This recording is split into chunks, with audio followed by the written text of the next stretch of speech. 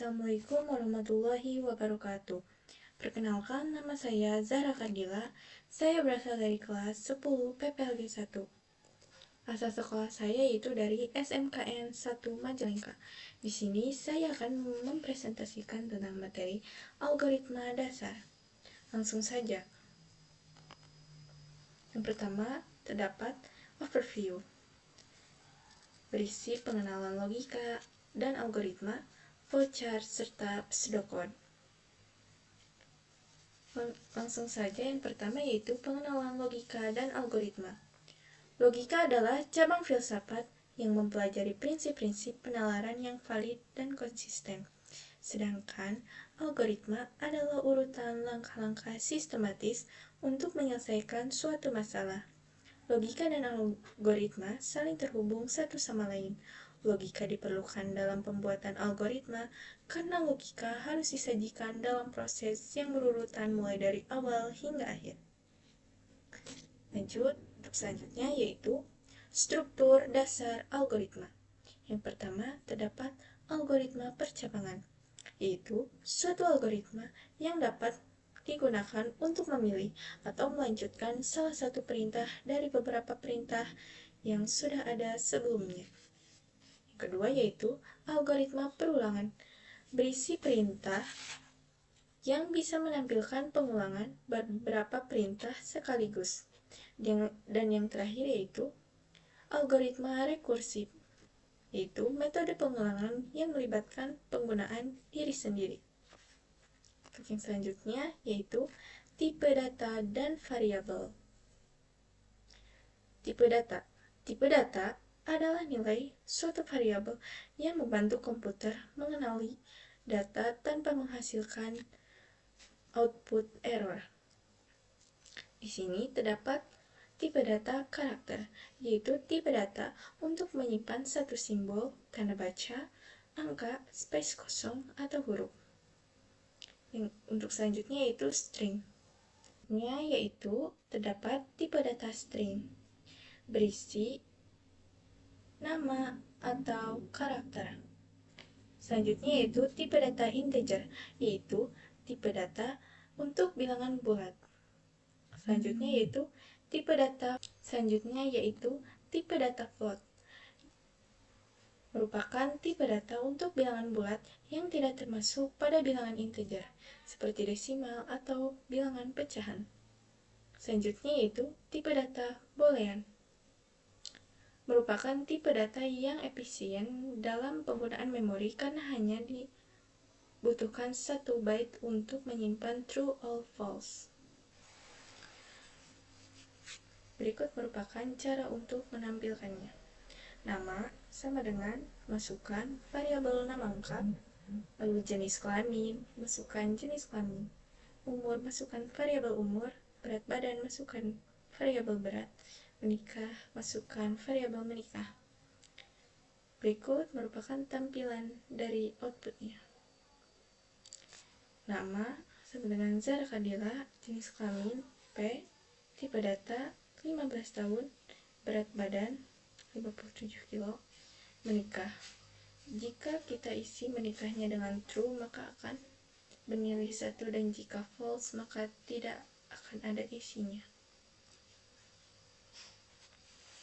Untuk yang selanjutnya yaitu variabel. Variabel adalah wadah yang menyimpan nilai data. Berikut merupakan contoh variabel dalam pemrograman. Membuat variabel baru. Variabel diawali dengan simbol $, lalu nama barang sama dengan martabak manis, dan harga sama dengan 40.000. Menampilkan isi variabel echo, saya membeli nama barang seharga Rp harga. Berikut merupakan outputnya. Saya membeli martabak manis seharga 40.000. Untuk yang selanjutnya yaitu operator logika dan aritmatika.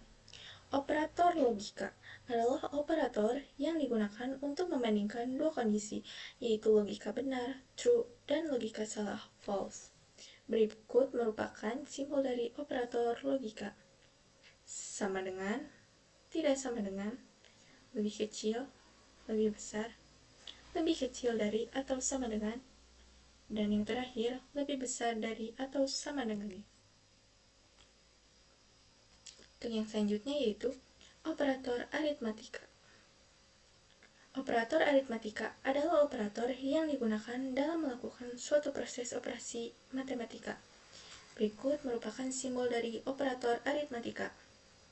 Penjumlahan disimbolkan dengan tanda plus, pengurangan dengan min, perkalian dengan bintang, membagi pembilang dengan penyebut dengan garis miring, sisa bagi dari hasil pembagian pembilang dengan menyebut persen, peningkatan, meningkatkan nilai integer sebanyak satu angka dengan tambah-tambah, penurunan, mengurangi nilai integer sebanyak satu angka dengan kurang-kurang. Untuk selanjutnya yaitu algoritma dibagi menjadi dua yaitu flowchart dan pseudocode.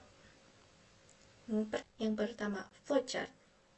Flowchart atau bagan alur adalah diagram yang menampilkan langkah-langkah dan keputusan untuk melakukan sebuah proses dari suatu program. Berikut merupakan simbol flowchart. Flow merupakan simbol yang digunakan untuk menggabungkan simbol yang satu dengan simbol yang lainnya. Simbol ini disebut dengan connecting line. Lalu, on-page reference merupakan simbol untuk keluar masuk atau menyambungkan proses dalam bekerja yang sama. Lalu ada off-page reference, simbol untuk keluar masuk atau penyambungan proses dalam bekerja yang berbeda. Terdapat terminator, simbol yang menyatakan awal atau akhir suatu program. Proses merupakan simbol yang menyatakan suatu proses yang dilakukan komputer. Decision merupakan simbol yang menunjukkan kondisi tertentu akan menghasilkan dua kemungkinan jawaban, yaitu ya atau tidak. Selanjutnya ada input atau output, simbol yang menyatakan proses atau output tanpa tergantung peralatan. Selanjutnya yaitu manual operation, simbol untuk menyatakan suatu proses yang tidak dilakukan oleh komputer.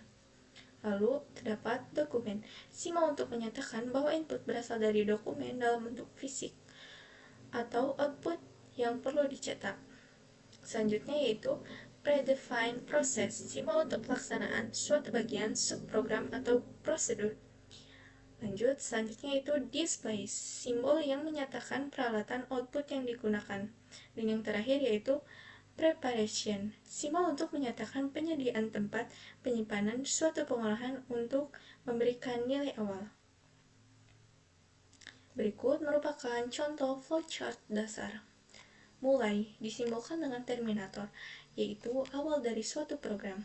Pilih menu, disimbolkan dengan input atau output, yaitu proses input dan output. Pilih not telepon, disimbolkan dengan input atau output, yaitu merupakan proses input dan output. Ketik pesan merupakan proses yang sedang dilakukan. Tekan tombol kirim merupakan proses input dan output. Selesai merupakan akhir dari suatu program. Untuk selanjutnya itu contoh flowchart percabangan dan perulangan. A merupakan permulaan dari suatu proses. Apakah sisa sama dengan 0? Disimbolkan dengan decision atau pemilihan proses berdasarkan kondisi yang ada. Terdapat kondisi tidak dan ya. Jika tidak, maka cetak ganjil yang merupakan proses input dan output. Serta jika ya, cetak genap merupakan proses input dan output. Dan yang terakhir yaitu N, akhir dari suatu program. Untuk selanjutnya yaitu terdapat pseudocode. Pseudocode adalah deskripsi atau ringkasan tingkat tinggi dari algoritma pemrograman komputer dengan konvensi struktural. Berikut merupakan contoh pseudocode. Algoritma pseudocode untuk menentukan luas persegi panjang. Judulnya yaitu menghitung luas persegi panjang, sedangkan untuk deklarasinya yaitu var, panjang, lebar, luas, integer. Dan untuk implementasinya yaitu red panjang, red lebar, luas, panjang kali lebar, right luas. Thanks for watching. Sekian dari saya, mohon maaf bila ada kata yang salah. Wassalamualaikum warahmatullahi wabarakatuh.